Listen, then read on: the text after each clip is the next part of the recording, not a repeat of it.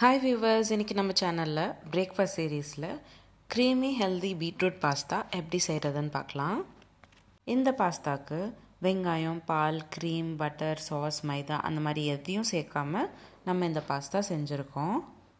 இந்த மாதிரி எந்த பொருளும் யூஸ் பண்ணாம நம்ம சேனல்ல நிறைய பாஸ்தா வெரைட்டிஸ் பண்ணியிருக்கோம். Cauliflower pasta, spinach pasta, pumpkin mushroom pasta, peas pasta, capsicum pasta. இந்த எல்லா வகையான பாஸ்தாவும் நான் டிஸ்கிரிப்ஷன் பாக்ஸில் லிங்க் கொடுக்குறேன். கண்டிப்பாக இந்த ரெசிபீஸும் நீங்கள் ட்ரை பண்ணி பாருங்கள். பாஸ்தா வெரைட்டிஸ் நம்ம கிட்ஸ் லஞ்ச் பாக்ஸ்க்கும் கட்டித்தர முடியும். அதே சமயம் பிரேக்ஃபாஸ்ட்க்கு ஒரு நல்ல ஹெல்தி ஆப்ஷனாக இருக்கும். இப்போ வாங்க பார்க்கலாம் க்ரீமி ஹெல்தி பீட்ரூட் பாஸ்தா எப்படி செய்கிறதுன்னு.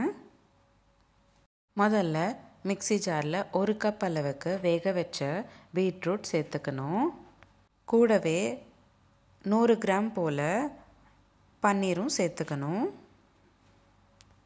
அடுத்ததாக 4 மணி நேரம் போல் ஊற வச்ச வால்நட் 4லேருந்து 5 சேர்த்துக்கிறேன்.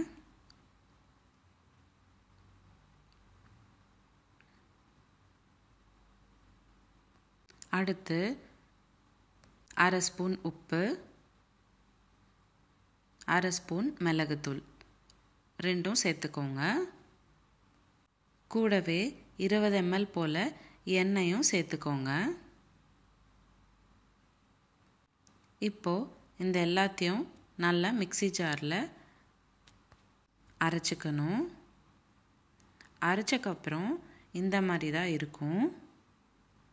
உங்களுக்கு தேவைப்பட்டால் திக்காகவும் நீங்கள் அரைச்சிக்கலாம், இல்லை இந்த மாதிரி தின்னாக கூட அரைச்சிக்கலாம். நான் இன்றைக்கி கொஞ்சம் தின்னாக தான் அரைச்சிக்கிறேன். அடுத்து ஒரு கடாயில் 30 ml போல் எண்ணெய் சேர்த்துக்கிட்டு கூடவே 5லேருந்து 6 செரி டொமேட்டோஸ் சேர்த்துக்கிறேன். கூடவே 1 கப் அளவுக்கு ரெட் குடமிளகா சின்ன சின்னதாக கட் பண்ணிக்கிட்டதும் சேர்த்துக்கிட்டு நல்லா வதக்கிக்கிறேன். குடமிளகா நல்லா வெந்தக்கப்புறம் வேக வச்சிருக்கிற பாஸ்தா 1 கப் அளவுக்கு சேர்த்துக்கிறேன். அதாவது 100 கிராம் போல் பாஸ்தா வேக வச்சு சேர்த்துக்கிறேன். நல்லா கலந்து விடுங்க. குடமிளகா பாஸ்தாவில் எல்லா பக்கமும் சேர்கிற அளவுக்கு நல்லா கலந்து விடுங்க. இப்போது அடுத்ததாக நம்ம பிளெண்ட் பண்ணி வச்சுருக்கிற பீட்ரூட் சாஸ் இப்போ சேர்த்துக்கோங்க. பீட்ரூட் சாஸ் சேர்த்தக்கப்புறம் நம்ம 5 நிமிஷம் போல் பாஸ்தா கூட வேக வச்சுக்கணும். நல்லா கலந்து விட்டுட்டு வேக வச்சுக்கோங்க. இப்போது 5 நிமிஷம் போல் ஆயிடுச்சு. சாஸும் நல்லா கொஞ்சம் திக்காக கன்சிஸ்டன்சியாக மாறிட்டு பாஸ்தா கூட நல்லா க்ரீமி டெக்ஸ்சராக குக் ஆகிட்டு ரெடி ஆகிடுச்சு.